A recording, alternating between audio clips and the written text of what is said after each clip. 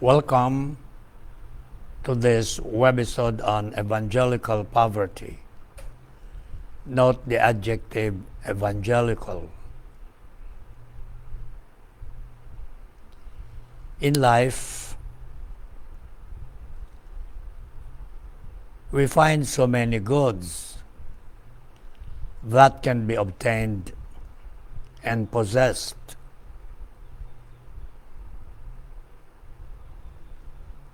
But among all these goods, there is a supreme good, namely God and His kingdom. That's the supreme good.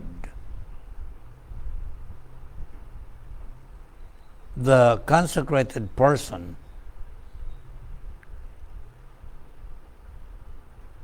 contemplates the mystery of God as supreme good, and he chooses this supreme good. He chooses among all the other goods that are available for possession. He chooses this supreme good, which is God and His kingdom. And he uses all other things in reference to this supreme good. He uses all other things in reference to this supreme good. And at other times, he renounces all these other goods in reference to God and to His plan. And this is evangelical poverty. Now let's try to trace this evangelical poverty to the Bible. Evangelical meaning during the time of Jesus in reference to His gospel. But this evangelical poverty is not solely of Jesus. It can be traced back to the Bible from the Old Testament times on. Let's go to the time of the patriarchs. From Abraham down to his posterity, the patriarchs believed in Yahweh's promises.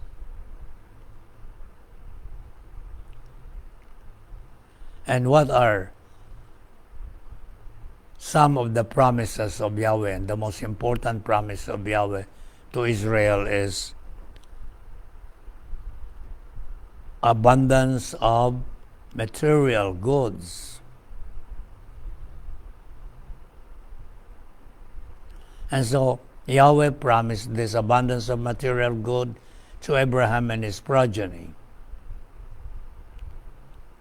But this temporal material abundance was conditioned by the observance of the law, by conditions by the keeping of the requirements of the covenant.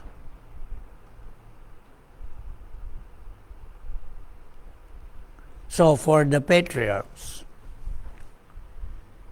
transgression of the law deprives them of the blessings of material prosperity. Transgression of the law brought to them poverty. So that's how the patriarchs look at poverty.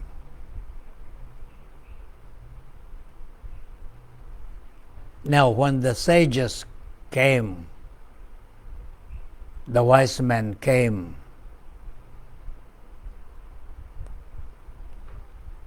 These sages or wise men came with this piece of wisdom. Riches often lead to temptation and sin. So riches leading to temptation and sin.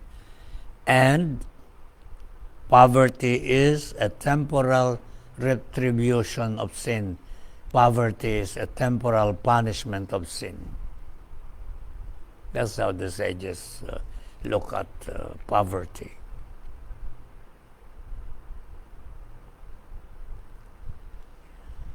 So the sages, the wise men, concluded that a godly and virtuous life is the midway between riches and poverty. So it's the midway between riches and poverty. That's the godly, virtuous life. And this midway between riches and poverty consists in the provision of the basic necessities of life without excessive material goods or wealth. Okay, can you see? It consists in the provision of the basic necessities of life without excessive material goods or wealth. That's the perspective of the sages, of the wise men of the Old Testament. Now came the prophets. The prophets sounded the call to conversion from riches to poverty. Why? Because Israel has now become wealthy. So the prophets mapped out the process of conversion.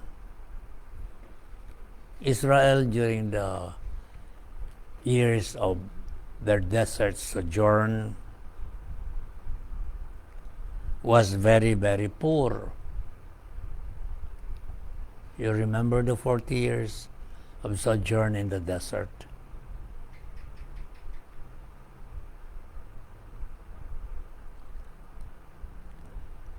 But Israel became very rich during the golden years of the reign of the kings. And as a result, Israel apostatized, meaning Israel abandoned Yahweh and worshipped the Baals.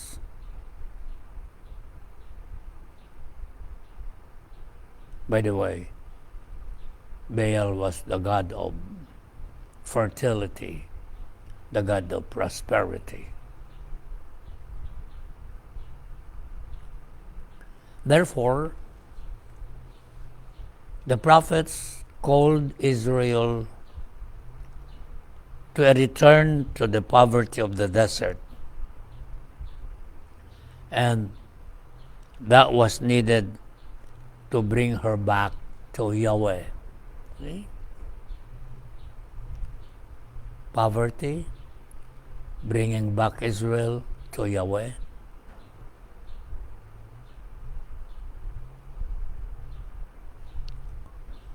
And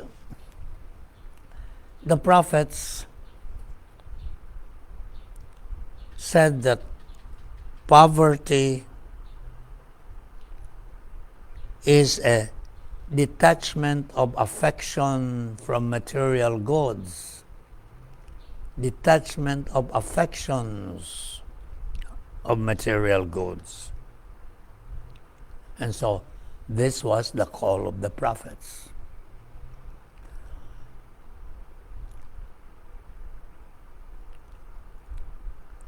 In this detachment from material goods,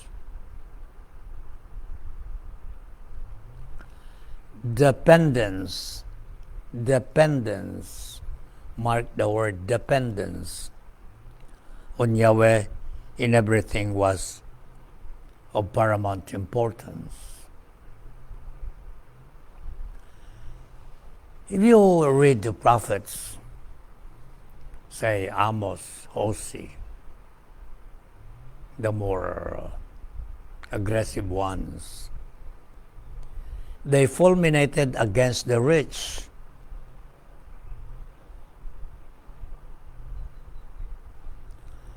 Not because they were rich,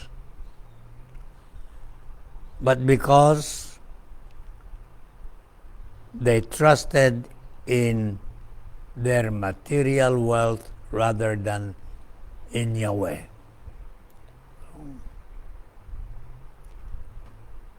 Instead of, depending on Yahweh, their dependence was placed on their material wealth.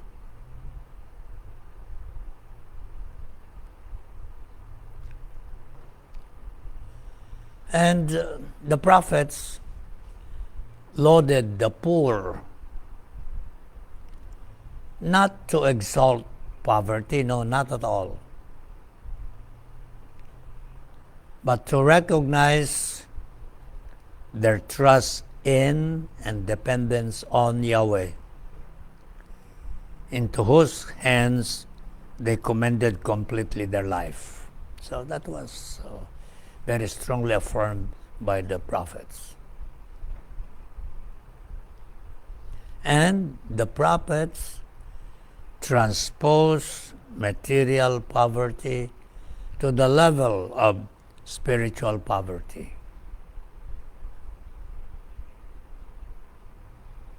Can you see the movement from the level of material poverty to the level of spiritual poverty, namely total dependence on Yahweh and total trust in the providence of Yahweh?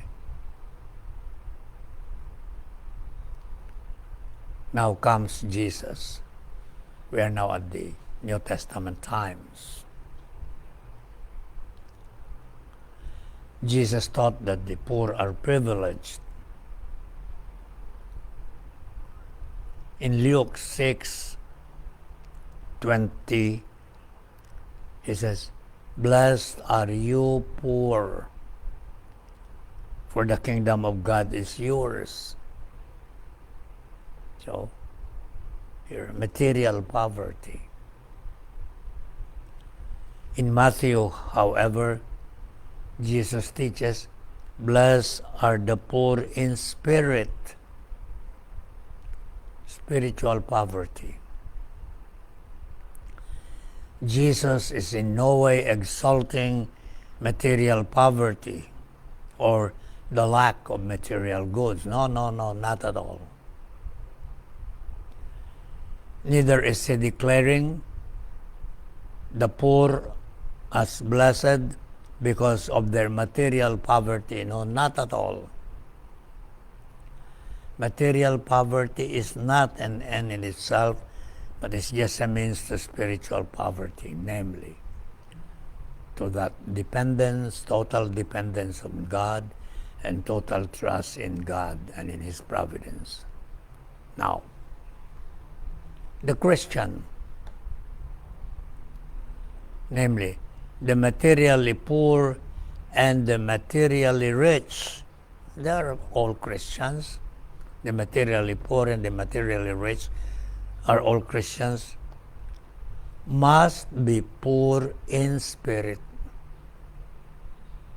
Namely, must be dependent on God in everything,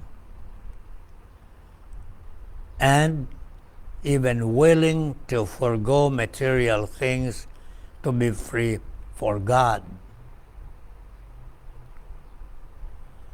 putting no hindrance on the way to the kingdom of God, and liberated from all encumbrances imposed by material existence. So, that's spiritual poverty.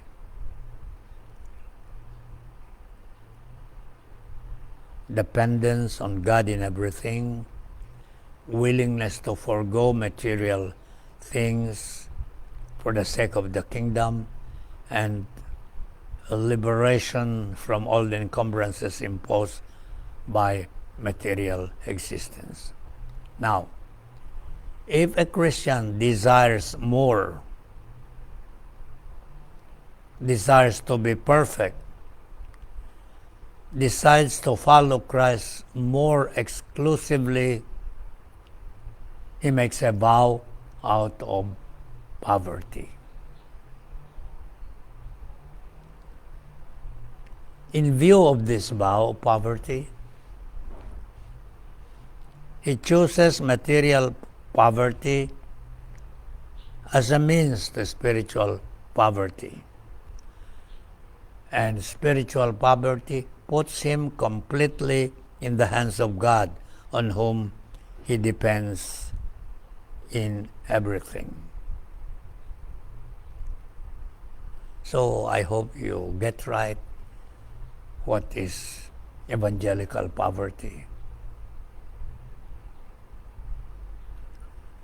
Now let's move to the monastic poverty. As I told you before, the first monks were the anchorites or the hermits of the desert. And then they decided to follow literally the teaching of Jesus concerning material poverty as a means to spiritual poverty, as a means of total dependence on God, total trust in His providence. And the stripping of themselves of all material goods was called renunciation. And those who renounced material earthly goods were called renunciantes. Not comerciantes, but renunciantes. For instance, we have Abba Macarius, one of the Desert Fathers, and his saying is enshrined in the sayings of the Desert Fathers. He says, if anyone does not renounce all worldly goods, he cannot be a monk. Worldly goods, ambitions, the good life, movies, cell phones, internets.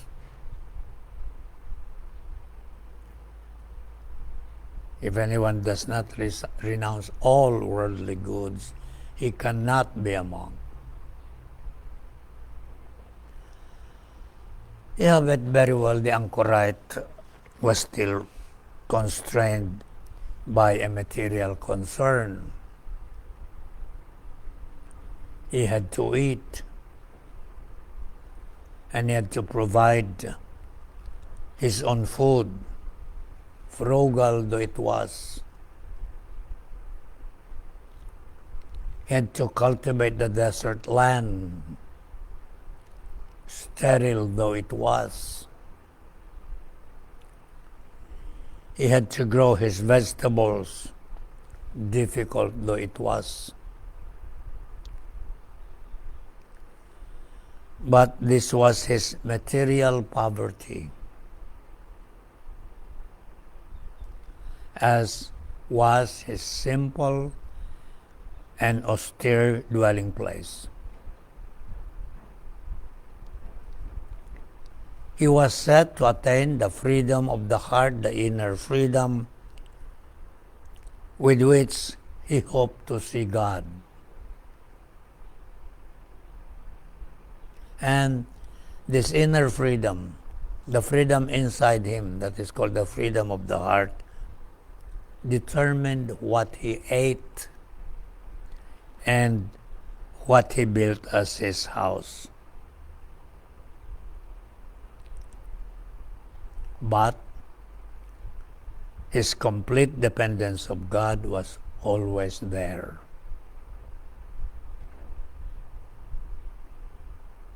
Now, when the monks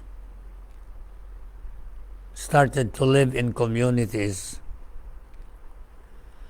the complete dependence of God was given expression by their dependence on the abbot of the community for all their needs. So that's, in general, monastic poverty. Now let's go to a specific of monastic poverty, which is Benedictine poverty. Well, how does Benedict look at poverty? Or better still, what is a poor monk and a poor monastery according to Benedict? Benedict has laid down the principles on poverty in his rule, particularly in chapter 33, 3:3.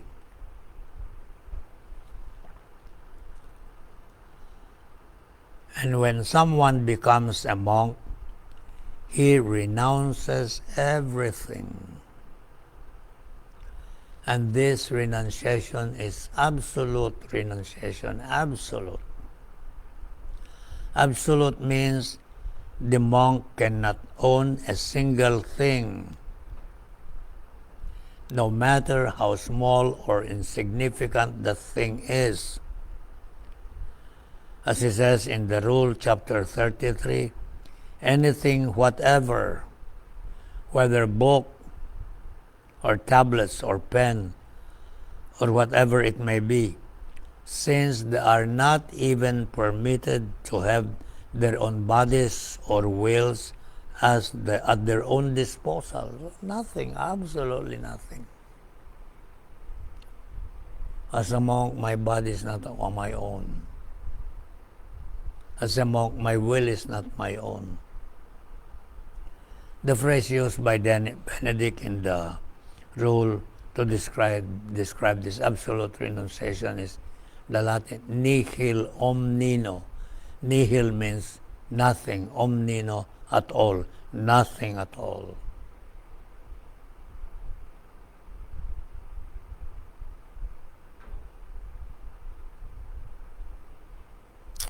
Now let's go back to the monastic investiture. That's why the young man you saw in the monastic investiture last December, well, he's gone.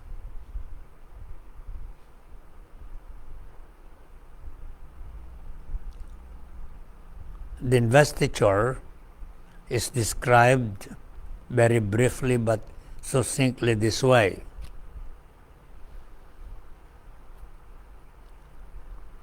Let him be divested of his own clothes, which he is wearing.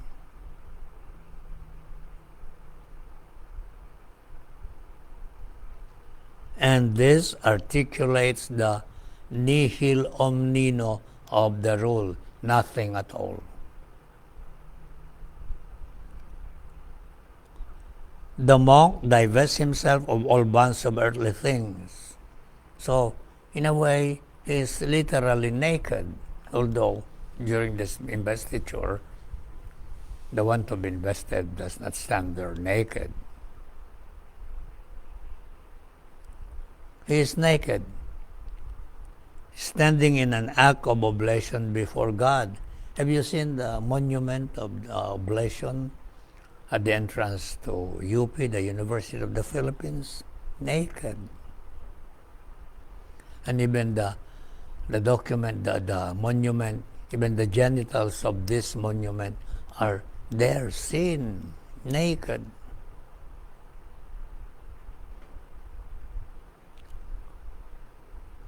So he's standing in an act of oblation before God.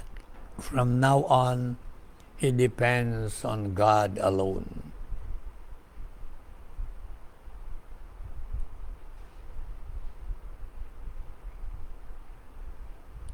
And this is material poverty and spiritual poverty.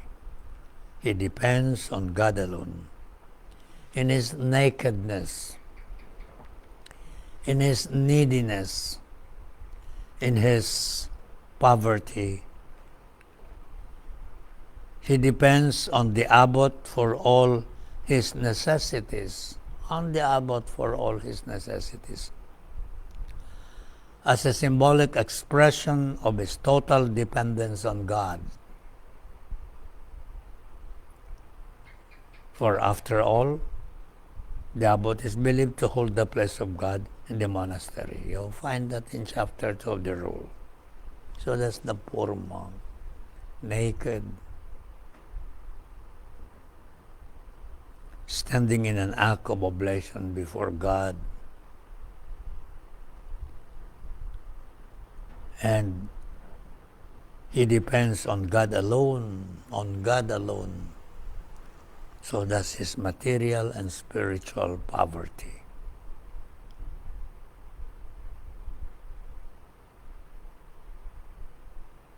So in a way, it must be difficult to be a monk. But it's beautiful. It's a beautiful life.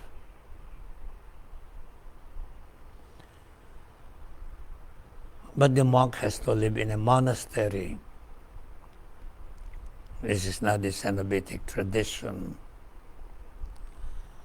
And we know Benedictine monasteries are very well equipped and provided. They have their own resources. They have their own goods. They have their own treasures. The temptation is to become a monastic corporation.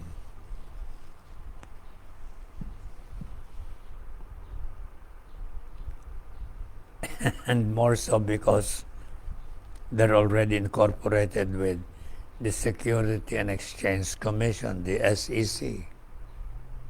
So in a way, the Benedictine monastery is now a monastic corporation.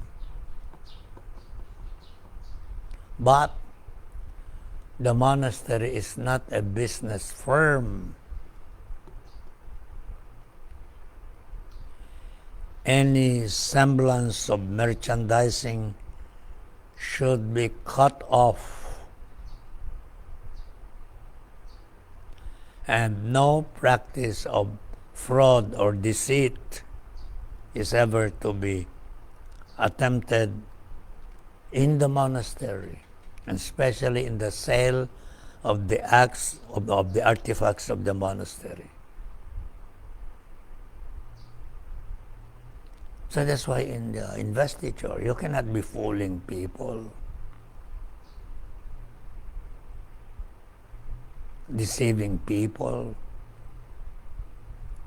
and making a fraud out of that sacred investiture.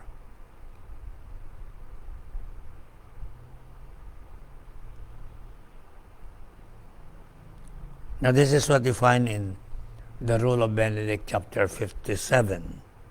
Let me read this quotation. And in the prices,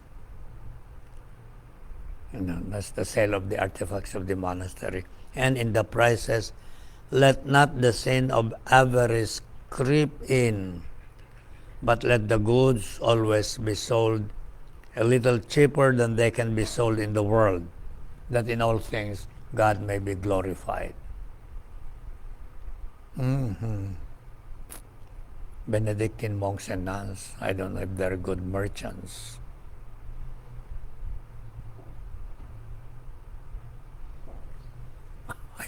I know one Benedictine community. Their poultry and their piggery were bankrupt.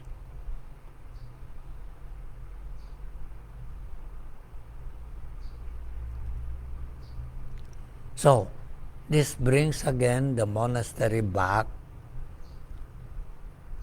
to God, on whom it depends in everything. Yeah, I had a very beautiful experience Mother Gilda Leconte, the one who started the Daughters of the Divine Seal in the Philippines. She built their beautiful house at Bintar Road. It's a big, beautiful building. And together we started. I also started to build this monastic house. We started together. And Mother Gilda finished it so fast. And I'm not even half through with the building I started. It's a 3-story building. And I told Mother Gilda, "Oh, Mother, how fast you finish your building." And you know what she told me? "Well, you know, Father, I depend on my generalate in Rome. I just write them a letter and tell them to submit all the plans and they send the money. But you depend on God, and that's why it's much, much slower."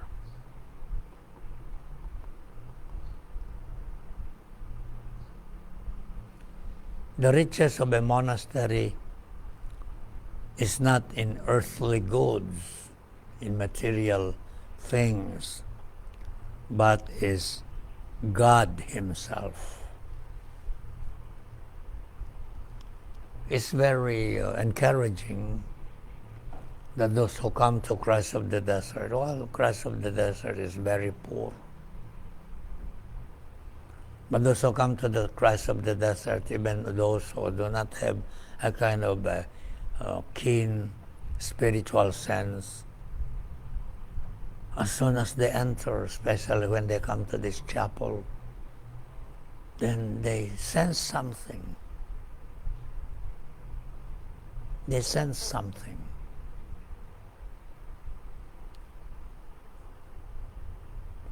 So the hope of the monastery lies not in its resources, but in the power of God. The power of God. God is the monastery's treasure. That's why I'm very strict with those who come in.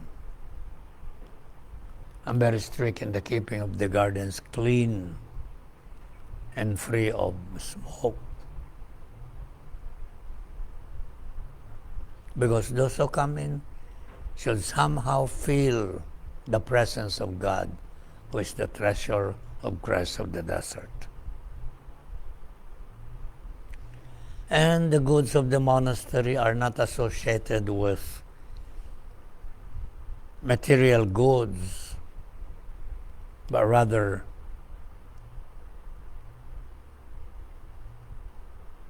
the wealth of heaven.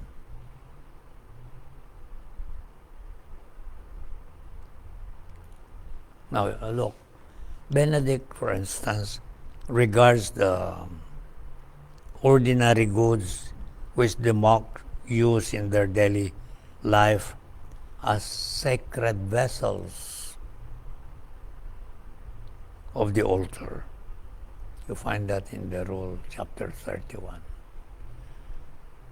And therefore, they should be handled with care and reverence.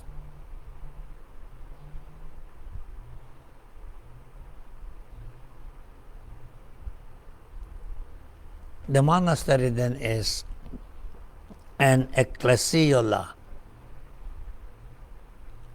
a little ecclesia, a little church, a partial concretization of the kingdom about which Benedict talks in the prologue of the Rule. So that's a poor monastery. And the monastery should be contented in staying poor.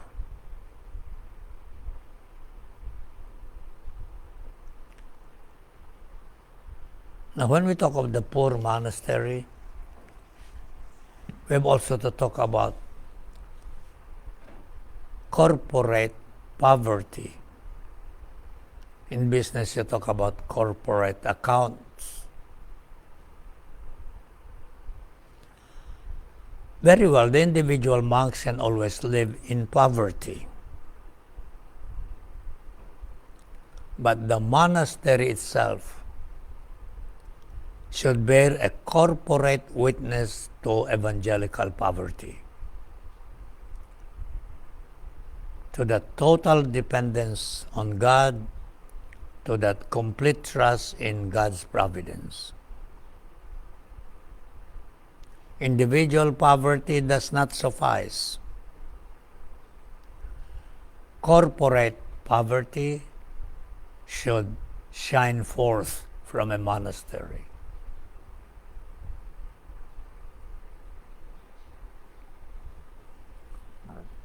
Well, as you can see, our chapel is poor. It's made of indigenous materials.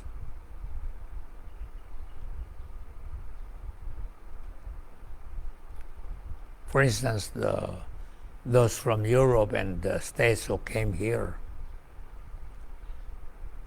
they always tell me, oh, we have beautiful churches in Europe and in the States and elsewhere.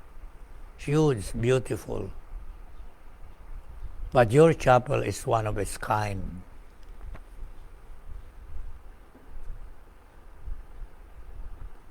Corporate poverty should shine forth from a monastery. And it has always been my intent to let this shine forth from Christ of the Desert Monastery.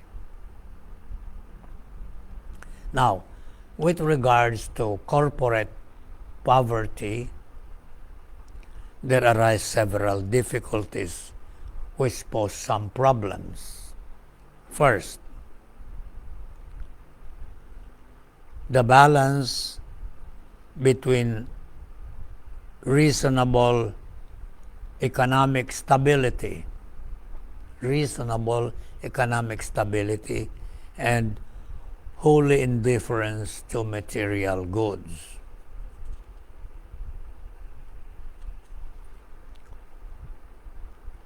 Now, monks exist in the church to be prophetic signs of the transitory value of the world and its goods, and of the primacy of the kingdom of God. So that's the first problem which corporate poverty poses. The second problem is the tension between real, actual, and lived poverty versus the formalistic concern of simply complying with the demands of canon law and the constitution of a monastery. Oh, well, anyhow, canon law allows it. The constitution allows it. So we can live this way and that way. So there, the tension between the real, actual, and lived poverty and the formalisms of simply complying with the demands of canon law and the Constitution. The third problem concerns buildings and expenditures. Now, do this reflect the monastery as a body which is deeply rooted in the world and its values, or following the direction and way of the world?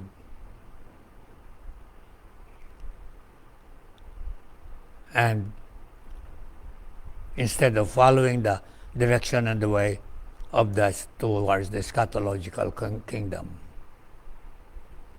Oh, I know I know a monastery, it was burnt down.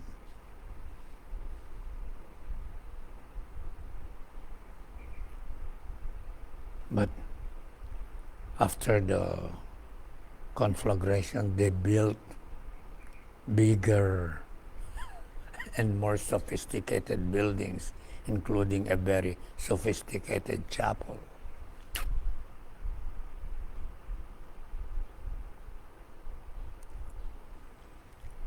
The one time I got sick and I had to go to the hospital.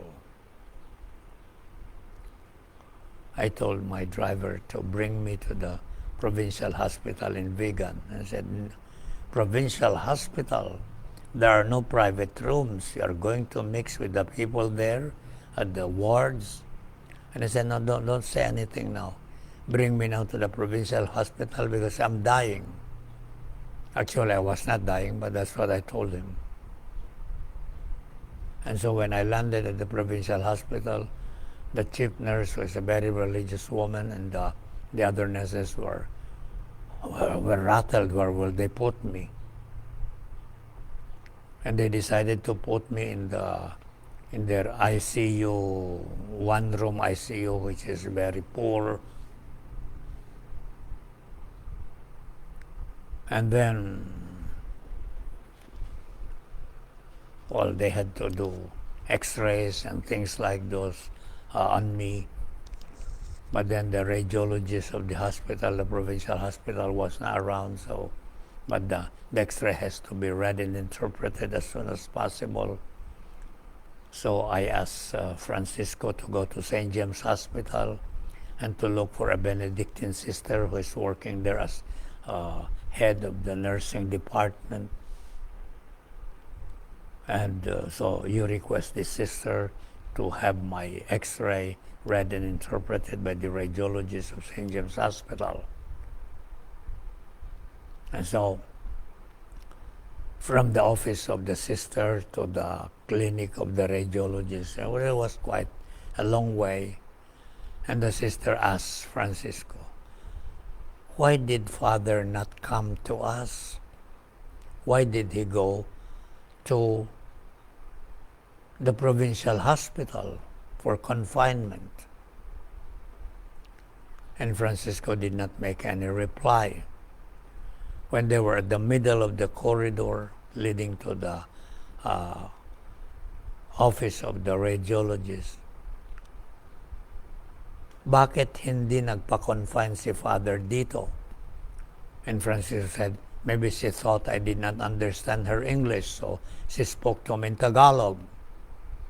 And I did not answer. And when we were about to enter the room of the radiologist, she said, pay nga saan nga nagpa-confine ni Father dito? That's the Ilocano. We have also programs for indigents.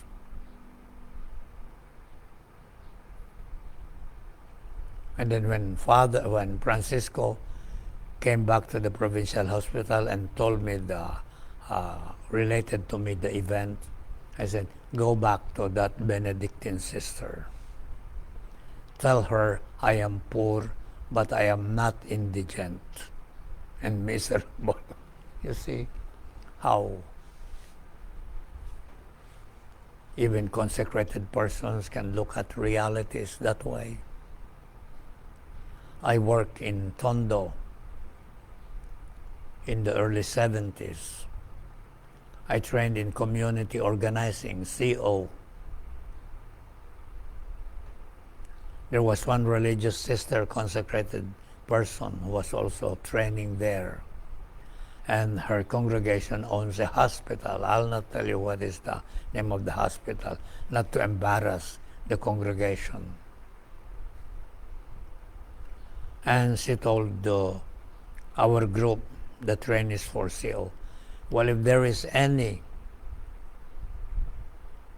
from the different communities of Zone 1 Tondo organization, Zoto, who need hospitalization, you just go to our hospital I made an agreement with the sister in charge of the outpatient department that all those coming from Zone 1 Tondo will be given free attention and free medicine.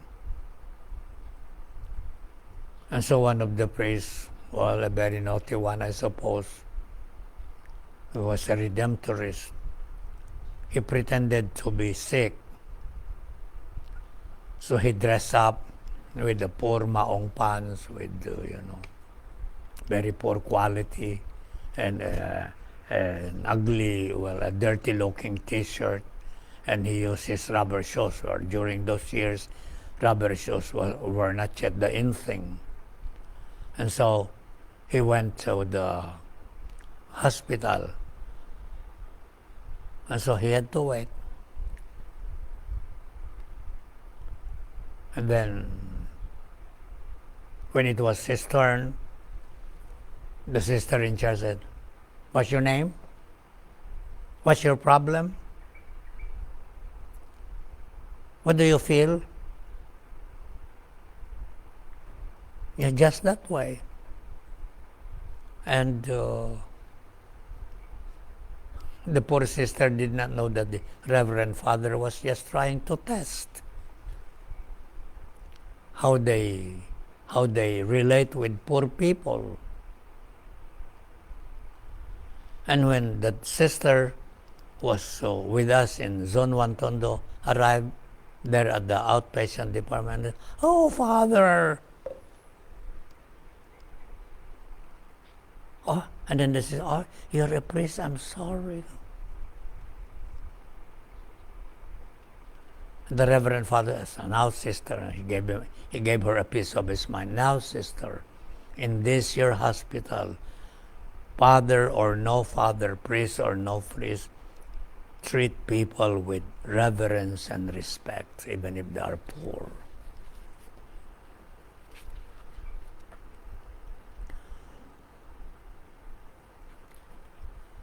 But poverty is not just a witness of one monk. It has to be a corporate witness. Now, another thing, or another problem is the problem of Benedictine worship. Well, Benedictine worship has been associated with grandeur and magnificence of chapels, of vestments, of vessels for the liturgy, and music in the celebration of the liturgy. And this fourth problem is about the midway between simplicity, which can spell out solemnity, and pomp, which can smack of worldliness. You see that problem? I hope as you follow our daily Mass and our daily Rosary, in the future we will come out with more. I hope you can see the simplicity of the celebration, and yet it's marked by solemnity. So those are some of the problems of monastic corporate witness to poverty. Now let's look at some practicalities.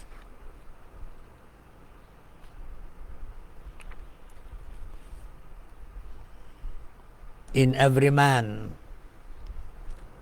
the monk included, there is an urge to have, to possess. In the poor monk included,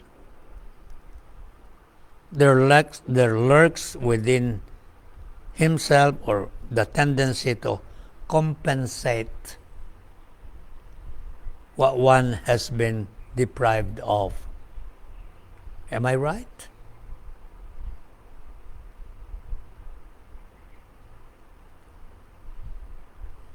This is the situation of fallen human nature. Now, for the praxis of evangelical poverty,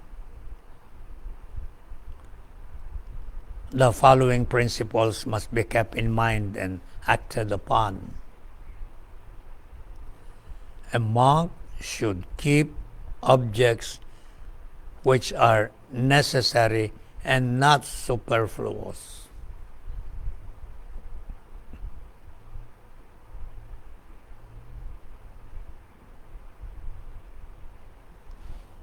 Well, I remember when I was a novice at the Our Lady of the Philippines Trappist Monastery, my novice master one afternoon called me.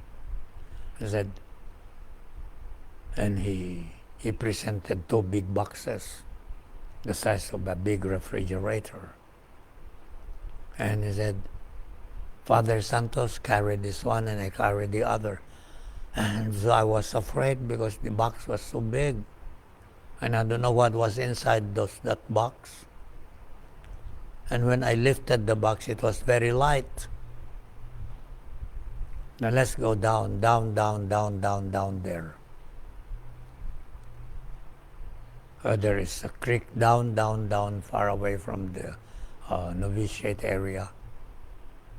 And there is a century-old mango tree. And then he handed me a box of match. And he said, open the box. I opened my box too, he said. You know what's inside these boxes? I didn't say anything. I did not want to guess.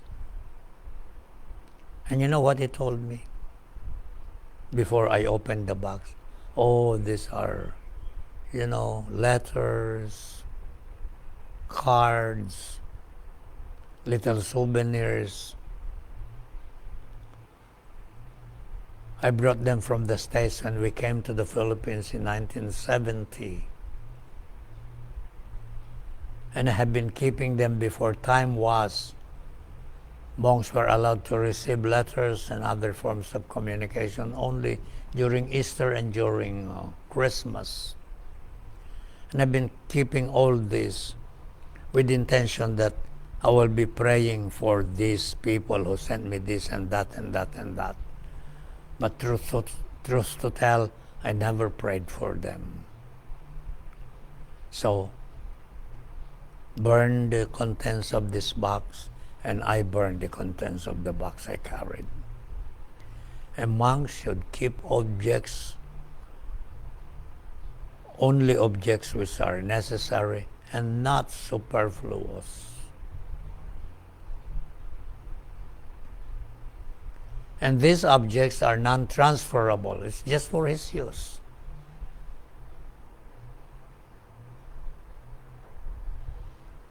And another principle is the monk may acquire things only through the permission of the abbot.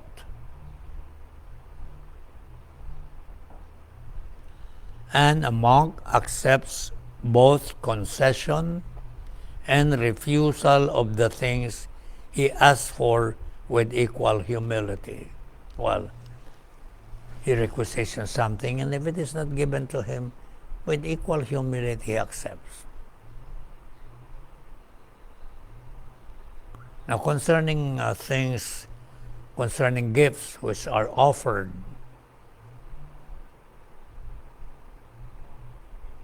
and such gifts are offered time and again to monks. So let the monk be guided by the following principles. Gifts are made to the monastery, not to the individual monks.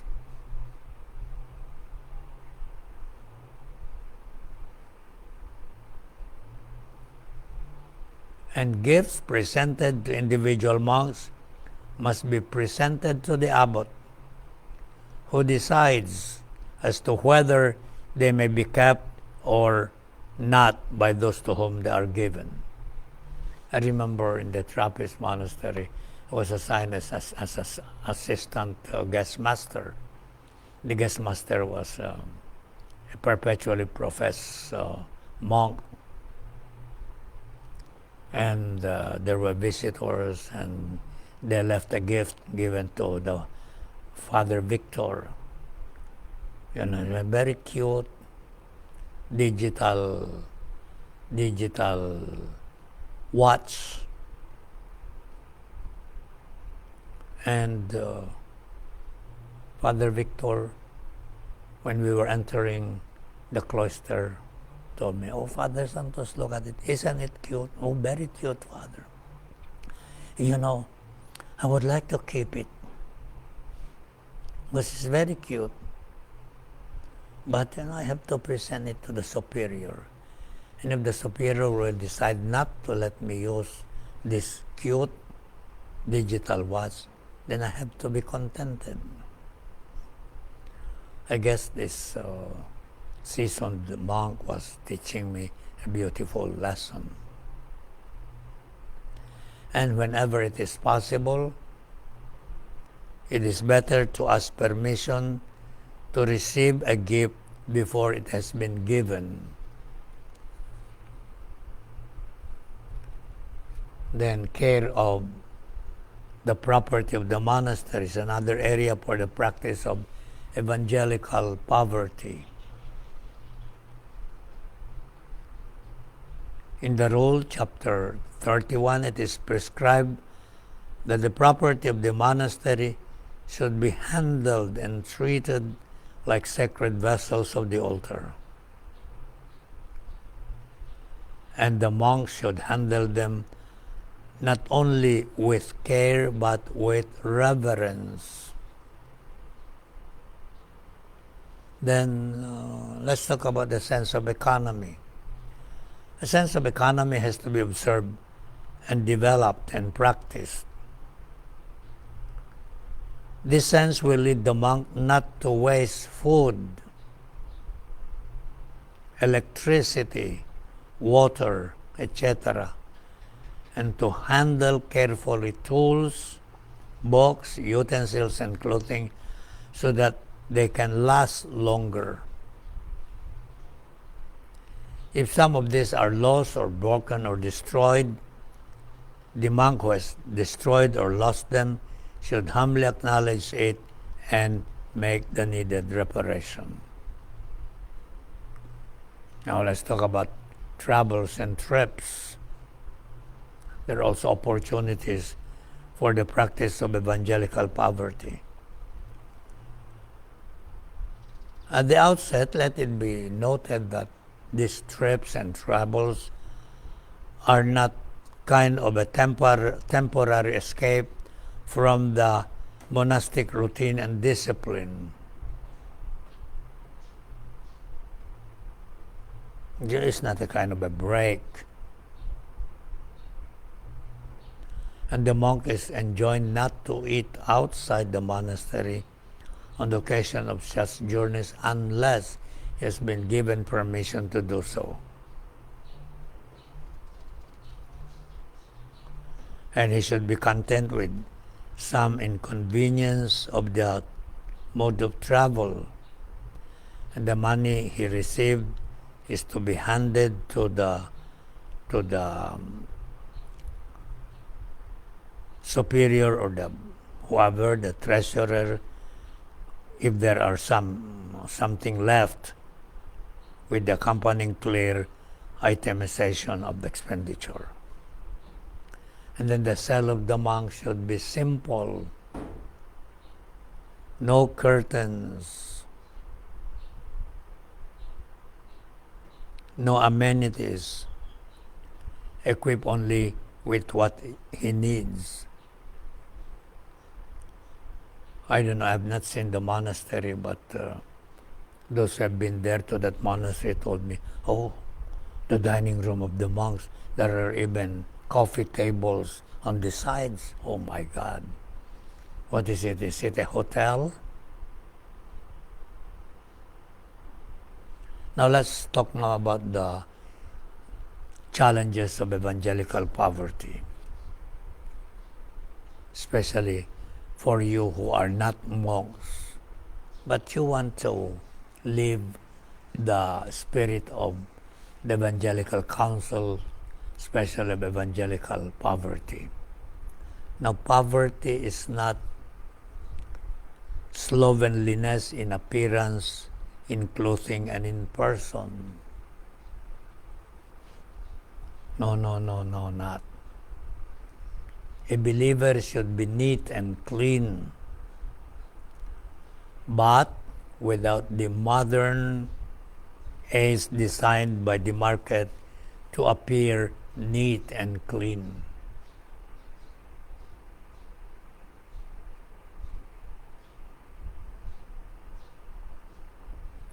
Poverty is not economic shrewdness. The preoccupation with financial matters and with ways and means to have and save money in the name of self-support, subsistence, and in an eventuality in the future. So it's not economic shrewdness. Poverty is understood as evangelical, namely, the following of the poor Christ and the living his life of poverty in view of the kingdom. Now let this prophetic significance of evangelical poverty be engraved in the consciousness of every believer. And what is this prophetic significance? Evangelical poverty is a specific sign of separation from, away from, disavowal of, and non-submission. So three, separation from, disavowal of, and non-submission to the tyranny of a contemporary world, which puts all its trust in money and in material security. That's the witness of evangelical poverty.